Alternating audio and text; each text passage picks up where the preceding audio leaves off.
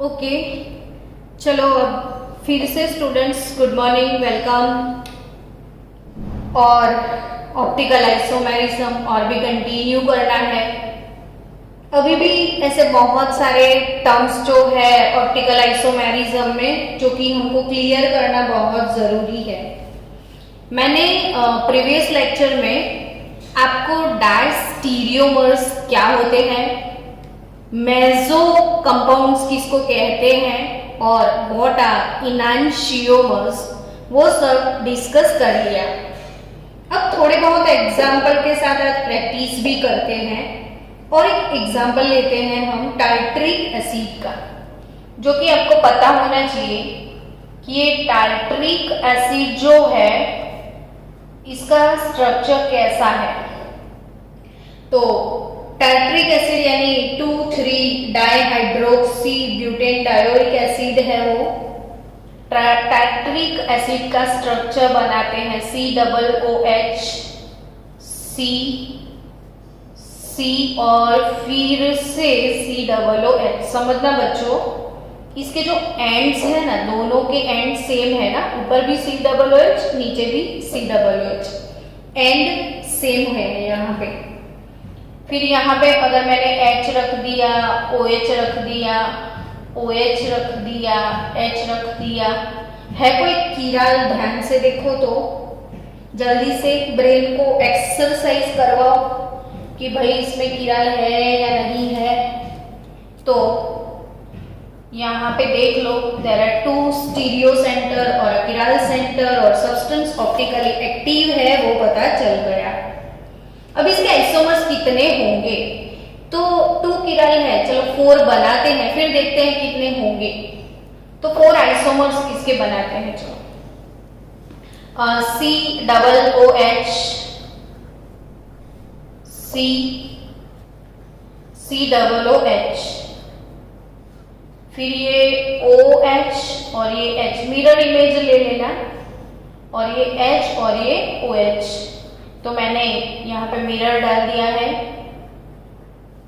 Compound 1 and 2 are mirror images to each other, but they are non superimposable, so they are called enantiomers. तो यहाँ पे 1 and 2 मैंने बनाए हैं इनांशियोमर। अब पता चल गया होगा इनांशियोमर्स क्या है। अब इसके दूसरे कोई स्ट्रक्चर बन सकते हैं, तो दोनों को एक साइड लगा लो ना। OH दोनों सेम साइड पे भी आप रख सकते हो।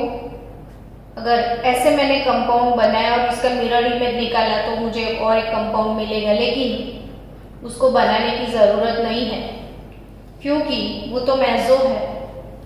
और यहाँ पे आप देख सकते हो कि इंटरनल कंपेंसेशन है, यानी बीच में एक imaginary plane of symmetry present है, जहां से मॉलिक्यूल को फोल्ड करोगे आप तो ये ऑप्टिकली इनएक्टिव मेसो कंपाउंड आपको मिलेगा। तो यहाँ पे बच्चों 1 and 2 इनांशियोमर, कंपाउंड 3 मेसो, और 1 और 3 की बात करो तो वो डायस्टीरियोमर्स बोल सकते हो आप इसको। 1 और 3 को क्या बोल सकते हो? डायस्टीरियोमर्स। एक दूसरे के आइसोमर है, लेकिन वो रिजेंबल नहीं करते हैं कि एक दूसरे के ऊपर हो, सुपर इम्पोजिबल भी नहीं है और एक दूसरे की मिरर इमेज भी नहीं है। तो वो है डायस्टीरियो आइसोमर्स। सपोज चलो मैं वेज डैश फॉर्मूला भी सिखाई थी, तो वेज डैश फॉर्मूले यानी वेज डैश फॉर्मूला में हम मॉलिक्यूल को 3D इमेज में लिखते हैं, 3 डायमेंशनली रिप्रेजेंट पेपर पे करते हैं। जैसे समझो कि यहाँ पे कोई कंपाउंड में ब्रोमीन है, यहाँ पे आयोडीन है, वेज यानी अप द प्लेन, जो प्लेन के ऊपर होगा, ये प्लानर स्ट्रक्चर नहीं है, ऐसे ऊपर होगा वो वेज, और प्लेन के पीछे होगा वो डैश। तो ये H और Cl है, देख सकते हो तीनों हैलोजन अलग अलग है, हाइड्रोजन अलग है, तो ये किराल सेंटर है। तो इसका मिरर इमेज भी आप बना सकते हो। सी ब्रोमीन चेंज नहीं होगा, यहाँ पे आयोडीन ऐसे लिखोगे आप, मिरर में ये वाला पार्ट ऐसे दिखेगा, ये इसको वेज बोलते हैं, वेज, जो अप द प्लेन होता है, प्लेन की ऊपर होता है वो वेज, और प्लेन के नीचे पीछे की साइड होगा। मैंने ऐसे समझाया था आपको कि एक आपकी तरफ होगा, दूसरा आपसे दूर होगा। आपकी तरफ है वो वेज, आपसे दूर है ना वो डैश। तो यहाँ पे ये हो जाएगा डैश, तो ये भी इनैंशियोमर्स ऐसे भी बनते हैं। तो आई थिंक अब इनैंशियोमर्स, मेसो और डायस्टीरियोमर्स कंसेप्ट ओवर। लेकिन यहाँ पे इसका मिरर इमेज बनाने की कोई जरूरत नहीं, इसके टोटल 3 आइसोमर है, 3 आइसोमर, 4 नहीं बनेंगे। तो आइसोमर कैसे कैलकुलेट करेंगे, हमको कैसे एग्जाम में पता चलेगा कि इसके कितने आइसोमर है, तो वो भी एक ट्रिक मैं आपको सिखाने वाली हूँ एक लेक्चर में। लेकिन अभी थोड़े टर्म्स जो बाकी है उसको समझ लो, उसके बाद नंबर ऑफ आइसोमर कैलकुलेट करने का ट्रिक भी मैं आपको सिखा दूंगी। चलो, मुझे दूसरी एक चीज आज सिखानी है, रेजेमिक मिक्सचर। क्या सिखाना है मुझे? रेजेमिक मिक्सचर। तो रेजेमिक मिक्सचर क्या होता है? तो यानी रेजेमिक मिक्सचर यानी mixture of equal amount, mixture of equal amount, mixture of equal amount of two enantiomers, यानी equal proportion of dextro and levo, mixture of two equal amount of two enantiomers are called racemic mixture। यहाँ पे is लिखना पड़ेगा, दोनों का जो mixture एक common बनेगा। So mixture of equal amount of two enantiomers या mixture of equal amount of dextro and laevo is called racemic mixture. So यहाँ पे इसका साइन क्या लिखना होगा? तो कि इसमें तो दोनों है ना, डेक्स्ट्रो भी है, लीवो भी है, तो उसका सिंबल DL होगा। लेकिन हमने आपको सिखाया है ना कि डेक्स्ट्रो को तो प्लस बोलना है, लीवो को माइनस बोलना है, तो अब इसको प्लस और माइनस भी लिख सकते हो या इसको आप DL भी लिख सकते हो। So student, what is racemic mixture? Clear here? Dextro और लीवो का इक्वल प्रोपोर्शन 50% प्लस 50%, यानी 50% अगर डेक्स्ट्रो आपने लिया और 50% कंपाउंड को लीवो में कन्वर्ट कर लिया तो है रेजेमिक मिक्सचर। तो फिर रेसेमाइजेशन वर्ड अगर कहीं पे आया, रेसेमाइजेशन, तो वो क्या होगा? तो रेसेमिक मिक्सचर बनाने का जो प्रोसेस होगा, रेसेमिक मिक्सचर बनाने का जो प्रोसेस होगा उसको क्या बोलेंगे हम? रेसेमाइजेशन। यानी इसका डेफिनेशन क्या होगा कि the process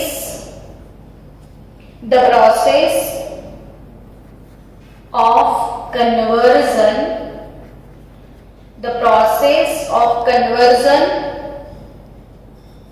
of one enantiomer, the process of conversion of one enantiomer, maybe it is plus or maybe it is minus, into a racemic mixture is called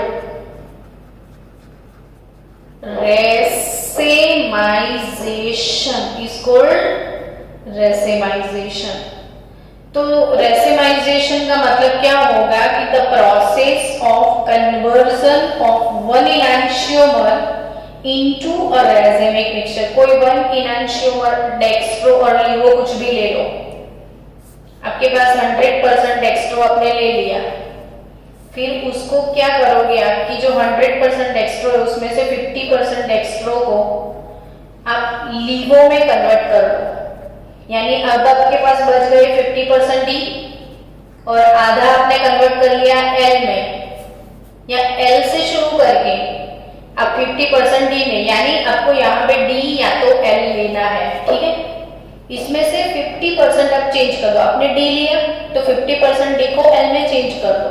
अगर आपने एल लिया तो 50% एल को आप डी में चेंज करो, और उसकी वजह से आपको इक्वल प्रोपोर्शन दोनों का मिल जाएगा। और दोनों का इक्वल प्रोपोर्शन जो है उसे रेजेमिक मिक्सचर बोलते हैं। और रेजेमिक मिक्सचर अब क्वेश्चन होगा कि ऑप्टिकली एक्टिव होगा कि इनएक्टिव होगा। तो ऑब्वियसली यार 50% डेक्स्ट्रो, आपको पता है कि डेक्स्ट्रो का साइन पॉजिटिव है, और अगर ये पॉजिटिव 20 है तो इसका -20 होता है, तो इक्वल अमाउंट में है दोनों। यानी इसका जितना प्लस होगा स्पेसिफिक रोटेशन उतना ही माइनस, तो प्लस माइनस इक्वल होके बैलेंस हो जाएगा। तो एक्चुअली रेजेमिक मिक्सचर ऑप्टिकली इनएक्टिव हो जाएगा, क्योंकि इक्वल अमाउंट में प्लस और इक्वल अमाउंट में माइनस होते हैं। चलो, रेजेमिक मिक्सचर के बाद आपको और एक टर्म जो है वो पढ़ना है, विच इज रिटेंशन। क्योंकि फिर ऐसे वर्ड्स कहीं ना कहीं आते रहेंगे और फिर आप मेरा दिमाग खाते रहोगे कि ये क्या, ये कहाँ से आए। इससे अच्छा मैं सारे टर्म्स आपको बता दूं ताकि आपको कोई डाउट ना आए। रिटेंशन क्या होता है वो समझते हैं। सपोज हमारे पास कोई किराल कंपाउंड है, किराल कंपाउंड ए, यहाँ पे बी लगा हुआ है, फिर शायद यहाँ पे सी है, यहाँ पे एक्स है, ठीक है। कोई एक ये किराल कार्बन है और ये कोई ऑप्टिकली एक्टिव सब्सटेंस है। अब ये ऑप्टिकली सब्सटेंस, ये किराल सेंटर है और ये ग्रुप सी है।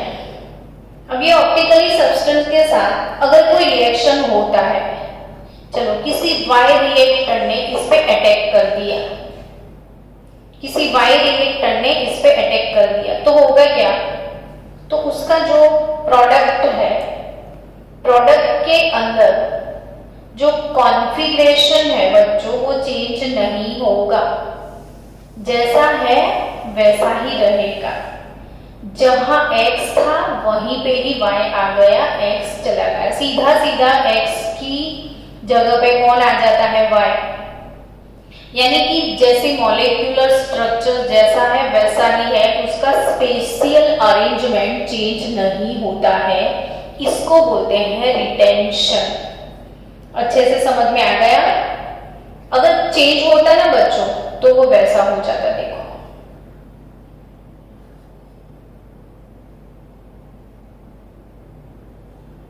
ये इसका मिरर इमेज बनाओ। इसका मिरर इमेज आप कैसे बनाओगे, ऐसे, ये A फिर ये B, फिर यहाँ पे C और फिर यहाँ पे X की जगह Y आ जाता।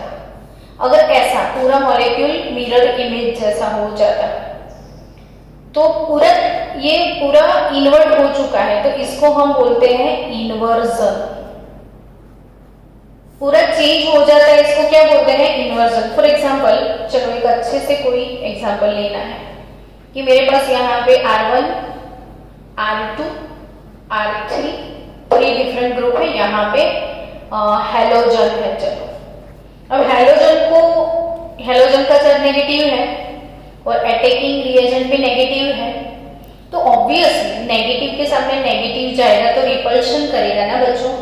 तो वो यहां से अटैक नहीं करेगा, वो कहां से, पीछे से अटैक करने की सोचेगा, क्योंकि नेगेटिव के सामने नेगेटिव होगा तो कॉलिजन प्रॉपर नहीं होगा। रिएक्शन होने के लिए दोनों के बीच के अंदर कॉलिजन होना चाहिए ना।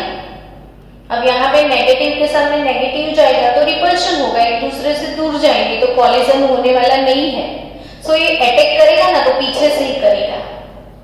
अब जो उसने अटैक कर लिया तो उसने पीछे से किया ना, तो ये पीछे वाला पार्ट इधर आ जाएगा, OH ऐसे आएगा।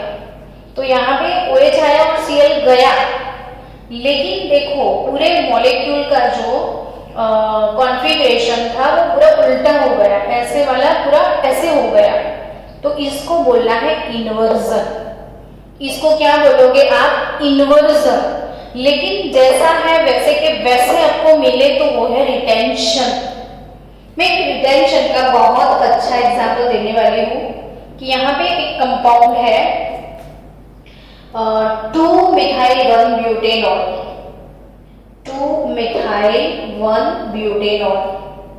तो 2-methyl-1-butanol की बात करें तो C, मैंने इसको आपको समझ में आए वैसे लिख रही हूँ, H, यहाँ पे है CH2OH, फिर यहाँ पे तो आप लिख दोगे जो भी है CH2, CH3। अगर यहाँ पे एक किराल सेंटर है, अब इसके साथ किसी का रिएक्शन होने वाला है, यहाँ से बॉन्ड ब्रेक होने वाला है और आपने रिएक्शन करवाया उसका HCl के साथ। तो कैसे मॉलिक्यूल मिल रहा है समझना, CH, CH2, CH3, CH2Cl, कुछ चेंज ही नहीं हुआ, no configuration, no spatial arrangement, कुछ भी चेंज नहीं हुआ, जैसा था वैसा। तो ये रिटेंशन हुआ। लेकिन रिटेंशन होने के बाद very very very interesting example, बहुत ही क्लासिकल एग्जाम्पल है, समझना। रिटेंशन, अरे बच्चों बोलो तो सही। रिटेंशन होने के बाद भी इसको चेक किया गया पोलरीमीटर में, तो इसका ये वाला जो कंपाउंड था ना वो माइनस था।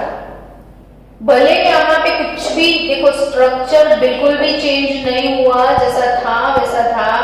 ये रिएक्टेंट है, ये प्रोडक्ट है, रिएक्टेंट को पोलरीमीटर में डालते हो तो उसका स्पेसिफिक रोटेशन माइनस आता है। भाई ये क्या है? LIGO है, और यहाँ पे रिटेंशन है तो भी इसका स्पेसिफिक रोटेशन प्लस आता है। यानी ये स्ट्रक्चरल अरेंजमेंट जो है ना, उसको स्पेशियल ये डेक्स्ट्रो और LIGO स्पेसिफिक रोटेशन से कोई लेना देना नहीं है, समझना। ये अरेंजमेंट को स्पेसिफिक रोटेशन से कोई लेना देना नहीं है, ये तो पोलरीमीटर से ही पता चला। यहाँ पे पूरा रिटेंशन है, कुछ भी चेंज नहीं हुआ, सिर्फ effect of functional group change हो गया, और तो पूरा ये स्पेसिफिक रोटेशन इसका चेंज होगा, जो कि LIGO था वो डेक्स्ट्रो हो गया, फिर भी इसका ये स्ट्रक्चर चेंज नहीं हुआ। तो ये रिटेंशन। कौन से 3 टर्म्स अभी आपने सीखे बच्चों? याद करो, आपने सीखा racemic mixture, equal proportion of dextro and LIGO। फिर आपने सीखा इन्वर्जन, यानी मॉलिक्यूल पूरा उल्टा हो जाता है और कुछ नहीं चेंज आता है, तो वो है रिटेंशन। तो ये 3 चीजें आई होप कि आपकी क्लियर हो गई होगी। तो चलो स्टूडेंट्स, अब नेक्स्ट वो ट्रिक जिसकी आप कब से राह देखते थे कि भाई नंबर ऑफ ऑप्टिकल आइसोमर्स हम कैसे कैलकुलेट करेंगे। तो इसके लिए मैं थोड़े बहुत फॉर्मूला आपको सिखाने वाली हूँ ताकि आप फटाफट से सॉल्व कर पाओ एग्जाम में अगर कोई क्वेश्चन आता है तो इसके लिए सबसे पहले याद रखना कि क्या देखना है आपको। तो आपको देखना है सबसे पहले कि कैसा कंपाउंड है, यानी कि नेचर ऑफ कंपाउंड आप देखोगे कैसे। तो नेचर ऑफ कंपाउंड में सबसे पहले नोटिस करना कि इफ कंपाउंड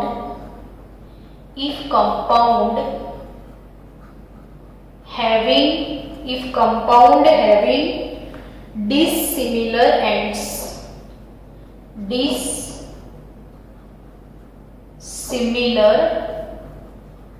यानी ऐसा कंपाउंड जिसके एंड सिमिलर नहीं है, तो उसके लिए नंबर ऑफ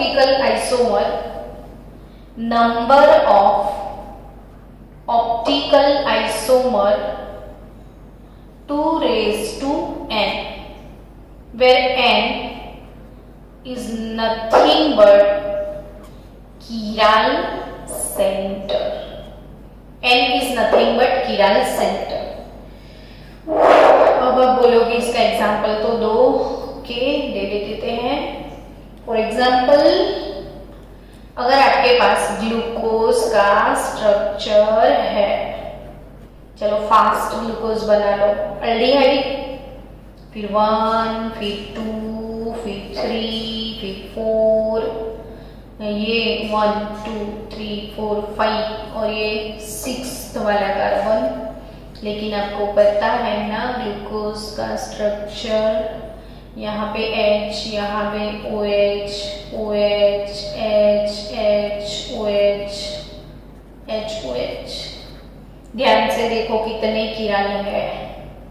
तो 1, 2, 3 और 4 किराल सेंटर है, यानी N इज इक्वल टू 4 होगा.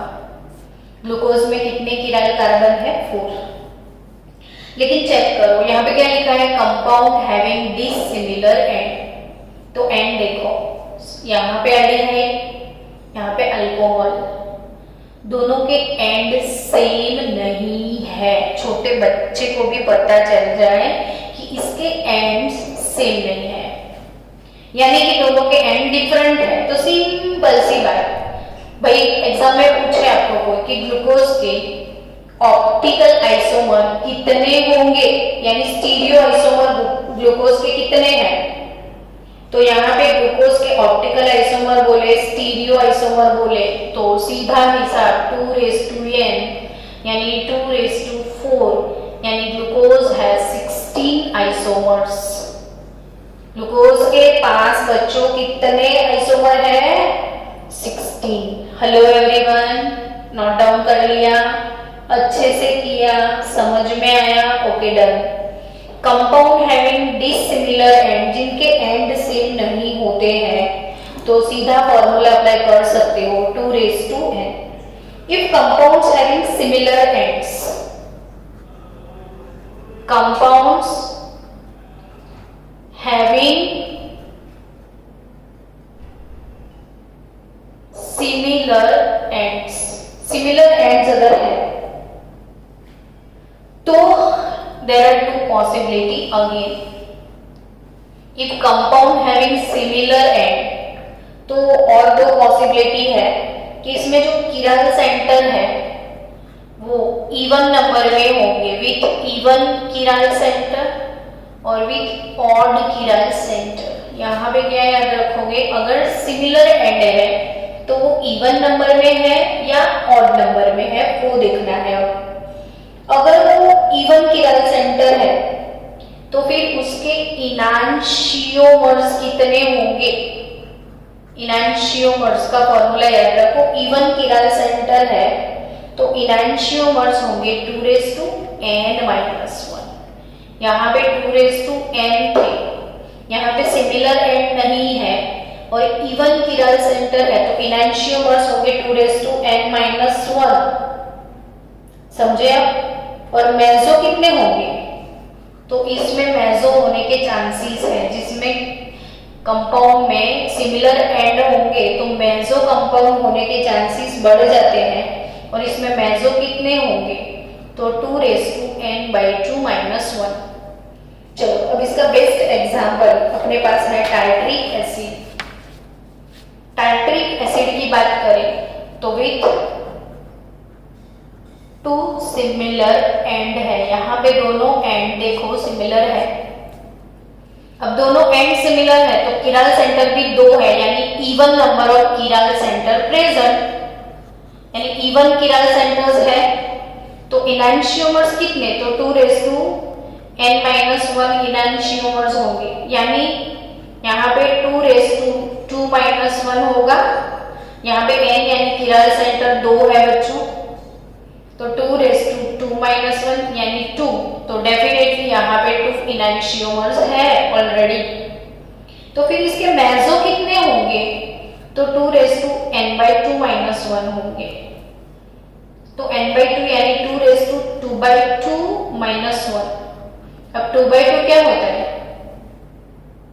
यहाँ पे n 2n/2 माइनस 1, तो मेसो यहाँ पे कितने होंगे, तो यहाँ पे नंबर ऑफ किराल सेंटर 2 है, तो 2/2 1 होते हैं ना, 2/2 1, तो 2⁻1 माइनस 1, तो 2�0, यानी 1 मेसो कंपाउंड और एक ये मेसो कंपाउंड होगा, यानी tartaric acid has total 3 isomer.